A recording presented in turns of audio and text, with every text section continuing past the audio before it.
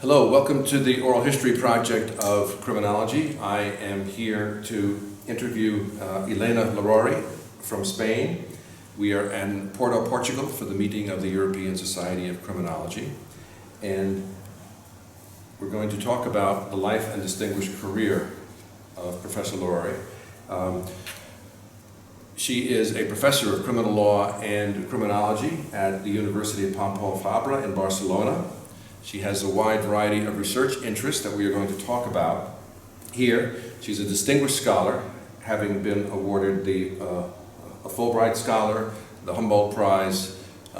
She's been a fellow at Oxford University, visiting professor in several places in the United States and elsewhere.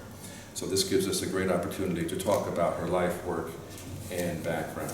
Thank you for joining us. First question. You earned your academic degrees in Spain during the 1980s. What got you moving into criminology? Because back in the 1980s, criminology was quite different than it is today. Yeah.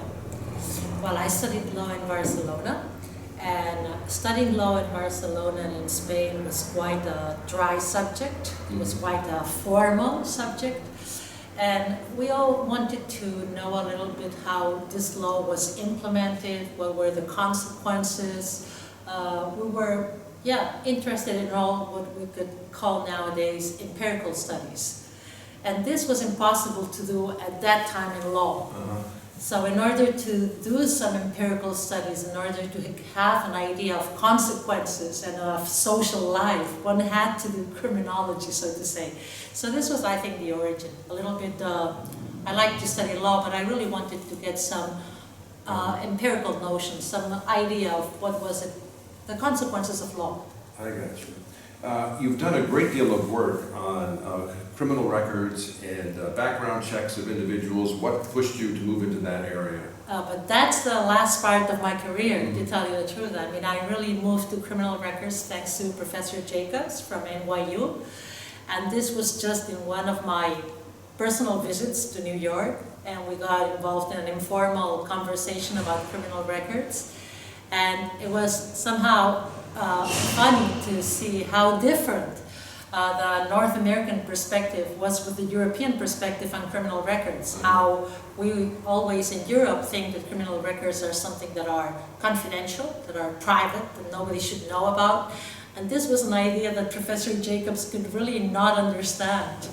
So he said something like, I don't know if you're crazy or if I'm crazy. So this got us to work together, and we've done 3-4 papers already on this topic, and it has been really very, very interesting. A challenge to compare those two different cultures. Very interesting. I've enjoyed it a lot. I see. Now, and so when you moved from traditional law to more empirically based criminology, was there resistance to that, or was that a trend going on? Oh no, there was big resistance, because in Spain, if you did law and you wanted to do criminal law, the career that you had to do was to go to Germany, to get your PhD in Germany, and to have your, to do formal law. I mean, really very formal criminal law. And it was all oriented to Germany. So really we all had to learn German and go to Germany and work with some German professor in order to get our career going in Spain. So I did this a little bit, but then I also deviated, and it's why I got this Fulbright scholarship, and I went to Santa Barbara and then New York. So I moved a little bit into Anglo-Saxon speaking countries. Right. This was not very well seen at that time, but it's now, of course, a standard procedure. Right, I see. Yeah, fascinating. Now, you've also done significant work involving studies of gender and discrimination. What pushed you into that line of inquiry? Yeah, gender was by the end of the 90s, approximately, it became a big issue in Spain. It became a very big topic. And there was a little bit the feeling that there was a lot of gender violence going on in Spain. This fitted a little bit the idea, the prejudice, I would think, that it's like, of course, because Spanish is such a macho culture, and people there might be more prone to hit a woman. So when I began studying this topic, I mean, I've always considered myself also a feminist. So I mean, I really went to the topic with, I really wanted to go into the topic. But also as a criminologist, I was willing to find out if this was only a Spanish problem or if it was, you know, a problem that you could also find in UK, in Sweden. And of course, surprise, surprise, the problem was also in Sweden and UK. Yeah. So the cultural values as the main explanation did not hold very much together. I see, yeah. Now, you've you've done work in many different areas. Unlike some criminologists, you've really explored a number of different areas. Another major area of work that you've engaged in is offender reintegration into society. Yeah. And what got you started in that area? I think that was, to tell you the truth, it was the first. I mean, the first was all what you would call like community sentence or alternatives to prison or decarceration movements. This was the first. The second was the gender, and the third was the criminal records. So the first was because even if by that time, the end of the 80s, we were still not so concerned as we became after with mass imprisonment. But still, in Europe there was always some, you know, some dislike towards prison. I mean, prison was seen as a bad experiment. So what really, the first topic that I got interested in was like, what would we do if we did not have prisons, or if we did not have prisons to such extent? So actually this was the first topic, and I would think that it's still my topic. I mean, you know, it's my main concern is how can we punish without resorting so much to prison? I would think this is the leitmotif why I continue in criminology. Okay, and as you know, it continues to be a worldwide problem in terms of the use of imprisonment and then what the alternatives ought to be and what the treatment of offenders ought to be.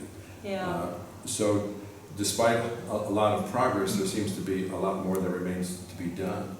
So do you feel frustrated in terms of how research is translated into policy, or what is your feeling about that? It's not frustrated. I mean, it's really that surprise would be maybe a better word, in the sense that since I already have an age to be speaking in the oral history of criminology, I remember when I began, it was like, you know, there was a book that was called Decarceration. You know, and everybody was thinking that it was just a matter of time, you know, of gradual time, that prisons would be withering away, like if they were a bad experiment. We all agreed to this, you know. So, I mean, I was surprised to see them in the 80s and 90s booming so much. I mean, it was really a surprise. I think most criminologists were surprised. We began to explain the phenomena after it took place. So, I don't know. I mean, of course, it's a very complicated problem. I mean, I do think that criminologists do provide some answers. I mean, like, we do have some alternatives that work. It's just a matter that, of course, it's complex. You know, I mean, we have public opinion, we have politicians that get elected, we have money, but I don't know. I hope to still live long enough to see the pendulum again going down. Good. I'm glad to hear that. I'm glad to hear that. Now, you have a record of published work in a lot of different areas of criminology and law and practice. What do you see as the emerging areas that are going to be important to criminology in the next few years? Okay, I just have to speak from a European perspective, because of course this is what I know most. And I think from a European perspective, the first thing will be certainly the emergence of European criminology. I mean, this has taken place with the creation of the European Society of Criminology, that was in 2000. But if you realize all the plethora of books that are being produced on European criminology, European penology, the EU as an emerging penal actor that's doing new laws. So I think the creation of Europe as a space of, the beginning of a country, I think this will be something quite important. This, and then very linked to this, it will be immigration issues. Immigration issues, the criminalization of immigration, and this is a very, very big problem. I think those will be maybe the two main topics. I mean, it will also have an impact again on prison. If we are able to hold prison away as an answer to deal with this very big problem. I hope no politician does the mistake of thinking it will be so easy as to enact laws criminalizing. Although the news that you read from some countries are not very optimistic, because they think some think it's so easy as to create new crimes and criminalize mafias. And of course, it's not so easy. No, it isn't. Now, you of course are a past president of the European Society of Criminology, and you were among the first, as you said, the ESC was founded in 2000, and you were one of the early presidents of the organization. What got you interested in being a criminologist, interested in pushing forward the whole field of inquiry rather than just doing research in your area? You had to make that decision at some point saying, I'm interested in criminology in general and not just my research. I'm a curious person, as most academics are.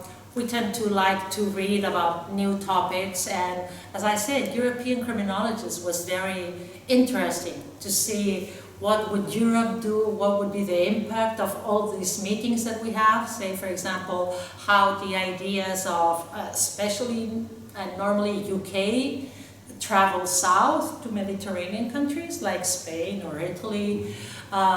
So all this is very fascinating. I mean, this, transfer of ideas, creation of new topics. What do you do in your country? Oh, really? This is what you do? I mean, this comparative part is also very nice. I mean, it's interesting politically, but also academically very stimulating. I mean, we all get sort of inspired when we look to criminology with so many different academics from different countries in Europe. Yeah, and when you look at the growth of the meetings, starting with a few hundred people, and now this meeting routinely attracts more than 1,000 people. Yeah. I mean, that's really an explosion in criminology. It is, yeah. I mean, I remember at the beginning that we kept saying how cozy this was compared with ASC. Yeah.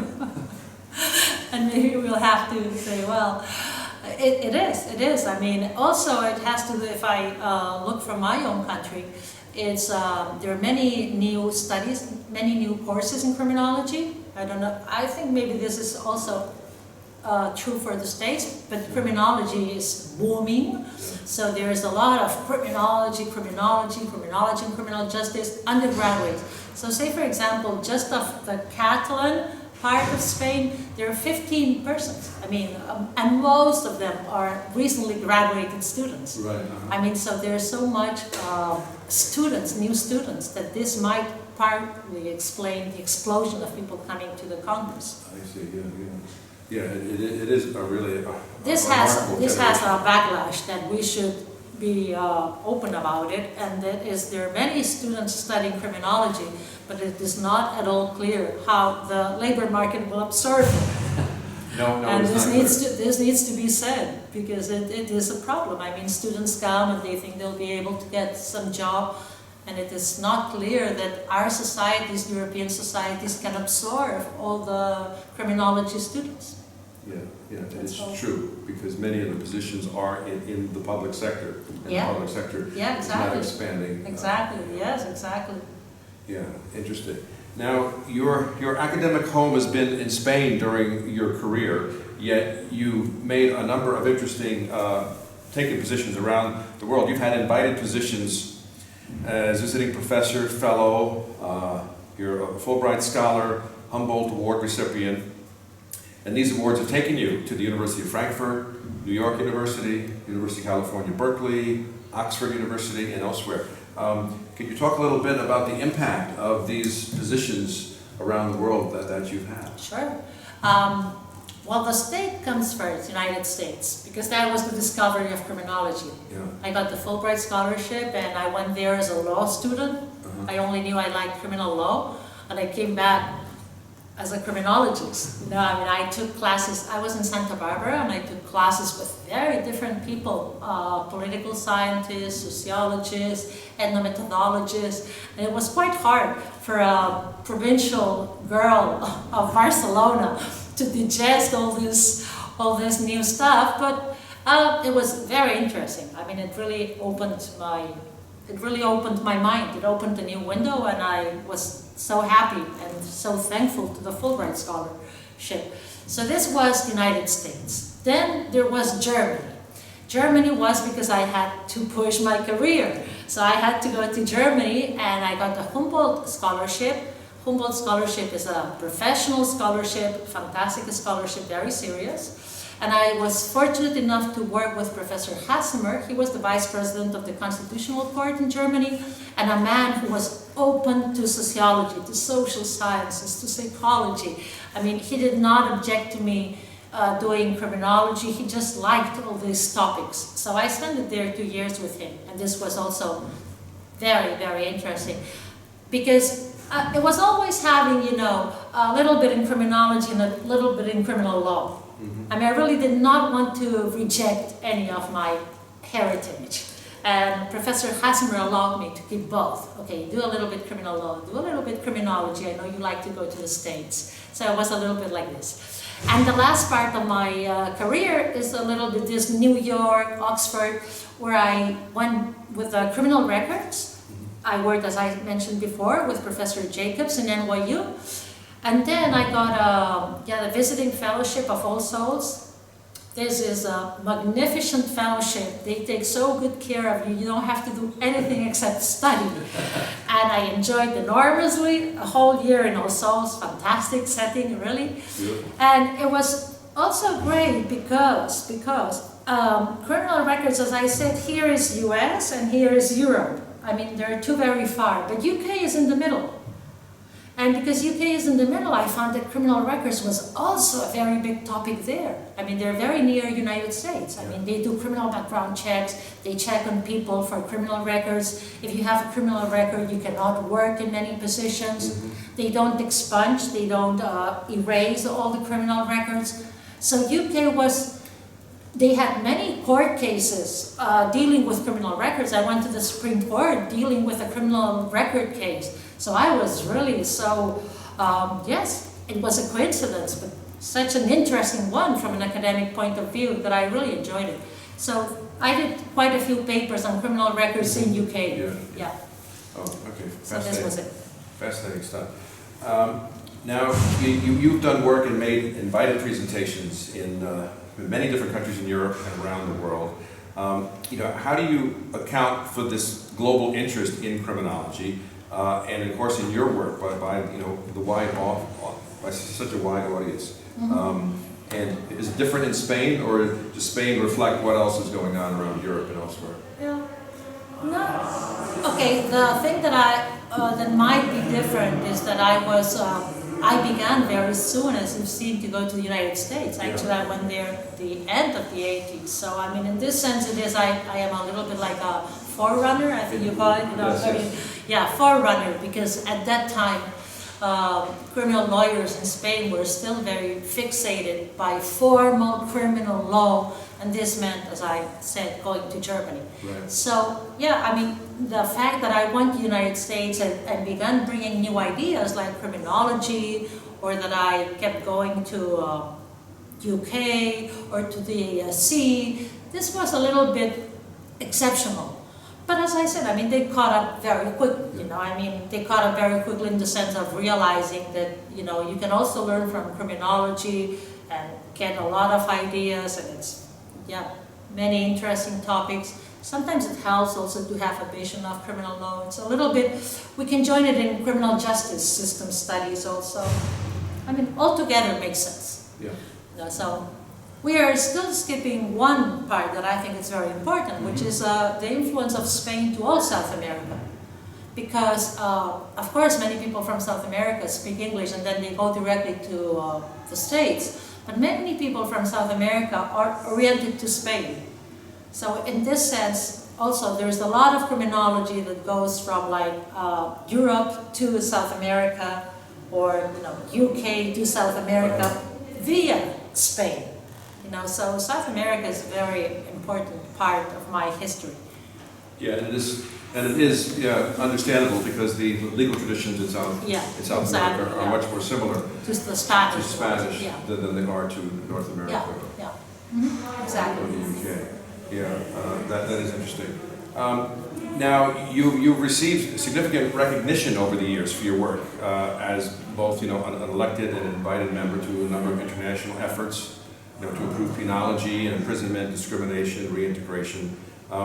As you look at the body of work that you've created, what do you see as your most important contributions that you have made thus far in your career? Important in absolute terms? None.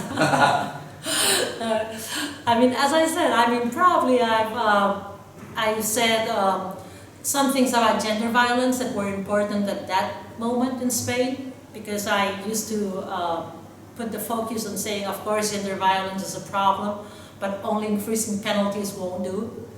No. I also mentioned my publications on alternatives to imprisonment. I would like to think that I've contributed to make prison seem the horror it is, and to convince people that we can find some other ways of dealing with crimes. And in criminal records also. I hope that it's not a problem in Spain, it's not a problem still in Europe. But since we have all this influence from UK, and UK is so similar to US, then who knows if, we know that it is increasing, that many people begin to think, oh, we should increase criminal background checks for sex offenders, we should increase criminal background checks for people that work with minors. And I just hope that my work helps to make a reasonable use of all those options. So this is a little bit some ideas. I hope that some ideas have made somebody think about it. Okay, and now, and you are, of course, a leading woman in the field, and you are actually doing good work in the field at the time when there were very few women in the field. Yeah. Now, how did that impact, your life and opportunities over the years, do you think? I could say that, oh, nothing, because, but I do think that there is still subtle ways, for example, I think that women criminologists who only do woman topics would not experience the same speed in advancing their career. Let's say that if you always do woman topics like gender violence, or woman in prison, or woman in community sentencing, it comes to see as somehow a partial or a minority topic. So I do think that, it's like, of course, women, we have many opportunities, that's also true, but if at some point you have to do general topics that you think will get a broad audience, that will get an interest across the audience, and this means many times skipping women topics. Okay, I understand. Okay, and when you look at some of the major areas that you have pursued over your career, offender reintegration, privacy, criminal records, gender discrimination, you've done a lot of work over a number of years on these topics. Yet they remain very, very difficult issues around the world. Yeah. So how do you feel in terms of the progress that has been made? I think there's progress, because it's what we say, from topics that are like a dark hole, that nobody knows about them, you get to study, you get to study, you get to study, and then at some point you realize that some things are no longer done or no longer said. At one point it's like there's all this academic knowledge, and then it becomes like common sense, but it wasn't common sense when we began studying, So in this sense, I think that academic work is somehow cumulative. At one point it seems that everybody knew, that we all said this, but it wasn't like this. So it's interesting, I think we all contribute to advance things. And probably the success, as I say, is when they become common sense, and everybody knows them. Yeah. Right. And we're still working our way to that point. Because, we discover new things, and it's like, how can I say it? It's like, well, it's not a good example, speaking to a North American audience, but in Europe, for example, it's common sense to say that death penalty does not deter more crimes. Right. For example, that's common sense. Any student will bring forward this argument in Europe, Okay, so you would say, okay, so all these academics that have done all this research, well, they have contributed to create this common sense. Understood, yeah. Yeah, that's As I say, I'm sorry, it's not a good example, as I said, for a North American audience, but you get the feeling. But it is true, empirical knowledge comes in very small bites. Yeah, that's what I'm trying to say. It's rare Yeah. that a single Yeah. study is the breakthrough study. It takes a body of work. Yeah, exactly. And then once it's out there, it seems like, oh, there's, yeah. Oh, we knew that. We knew that, exactly. But it took many people doing all this research until it came to be so obvious for everybody. Yeah, that's Right. very good point. Okay, are there other issues that you would like to discuss that I have neglected here in my questions? I think we covered more or less all. Really honored that you thought I'd be for the interview. Thank you. And I'm very happy that US has this interest for all the criminologists that are in the periphery, you know, that are a little bit like outside the United States. As I always credit the United States for this interest, because I've been there and I studied, and I know always that some of the best studies produced in South America are done by North American scholars. Right, So, and now what is happening with the explosion of criminology in Europe, the development of the Asian Criminology Society, I think we're seeing more substantial contributions from around the world. yeah, And I think that's becoming much more important. yeah. And North America is interested in it. Oh, absolutely. Yeah. So, you know, I mean, I thank you for giving me this opportunity to speak to your audience. Well, thank you very much for taking the time. Thank you. All right, bye-bye. Bye. Thank you for joining us for the Oral History Project of Criminology. We've been speaking with Professor Elena Larrauri from Spain. Thank you very much.